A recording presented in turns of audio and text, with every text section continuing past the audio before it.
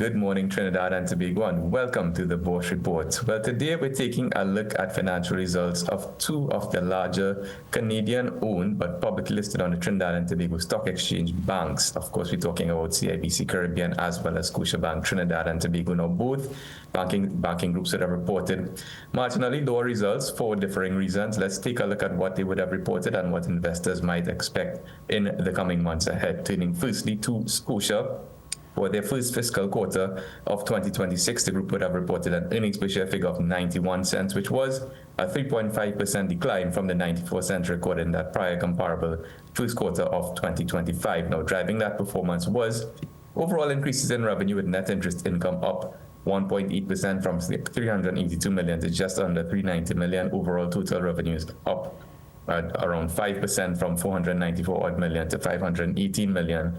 Non-interest expenses, however, did increase a whopping 15.3% from 206 to 238 odd million, with profit after taxes ultimately declining 3.6% from 166 million to just about $160 million. Now, when you take a look at that revenue growth broken down by segment, we can see net interest income was relatively flat, just up about 2% from 382 to just around 390 million in that purplish segment, with other income up around 16% from 111 to 129 million over the comparable quarters. Now, the big news, of course, has been that increase in the operating efficiency ratio, which suggests that expenses as a proportion, or non-interest expenses as a proportion of overall revenue, has been increasing, and that figure would have jumped from 41.8% to just under 46%, and of course that would have been driven in a very large part by the introduction of an asset levy on assets of banks and insurers, of whose assets are in Trinidad and Tobago. So that was the major reason, of course, as reported by Scotia, for that increase in the efficiency ratio. A lower efficiency ratio is actually a better thing in this particular instance. When you take a look at the asset composition of Scotia Trinidad, we can see that it is pretty much fairly stable over the prior comparable quarter, with total loans of around 20.7 billion, accounting for just about 2/3 of total assets. So, of course, primary focus for Scotia, like most of the banks, has been and will continue to be lending for the foreseeable future. When we take a look at a valuation perspective, we can see that Scotia is trading at that price earnings ratio of about 11.5 times, which is on the slightly higher end of the sector, with only CIBC trading at a higher price earnings multiple of around 12.8 times, and of course that sector average hovering at around 9.1 times. So slightly expensive on a relative value basis, but however, Scotia does offer fairly attractive dividend yield of 6.2% compared to that sector average of 5.5%. So with that revenue growth in mind, keeping an eye on those higher non-interest expenses, of course, certain market uncertainties, which could impact performance overall at a global level, not just a national level, and above that sector average valuations, Bourse is maintaining its market watch rating on Scotia for the time being, with a watch outlook. Turning very quickly to CIBC, well, that group would have reported an earnings per share figure in TT equivalent of 21 cents per share, 8.8% lower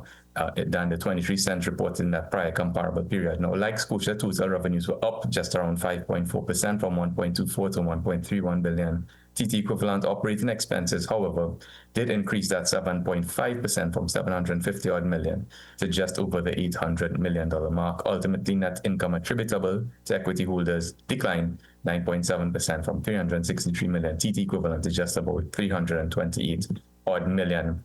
Again, when in similar fashion with CIBC and revenue trends, that overall revenue was up 5.4%. Net interest income fairly flat, increasing just about 0.5 to 0.6% from 901 to 907 million, with a roughly 17 to 18% increase in operating income from 342 million to 403 million in that pinkish segment. And when we take a look at contribution to PBT before administrative adjustments, of course, we can see some notable changes. Corporate and investment banking, the largest contributor, up just around 3% in that blue segment from 290 million to just about 298 million TT equivalent. However, that was offset by a decline in personal and business banking PBT from 145 to 108 million, a roughly 25% decline, with 30% rather increase in wealth management from 10 to 13 million TT equivalent. Of course, the smallest segment in terms of profit before tax contribution or CIBC. Again, from that valuation perspective, CIBC is at the higher end of the banking sector multiples.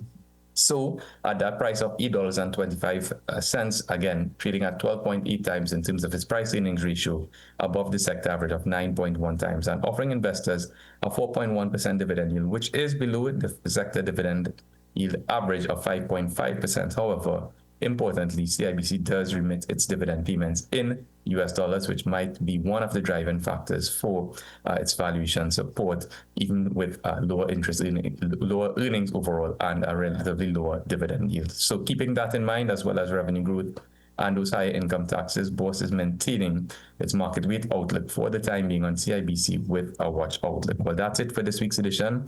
For more information, you can give us a call at 226-8773, email us at info@boursefinancial.com, and of course, you can check out our website, bourseinvestment.com, where all of our research is absolutely free, and you can catch this article in today's business section of the Trinidad and Tobago Guardian newspaper. So until next time, stay safe, happy investing, and we'll see you again on the Bourse Report.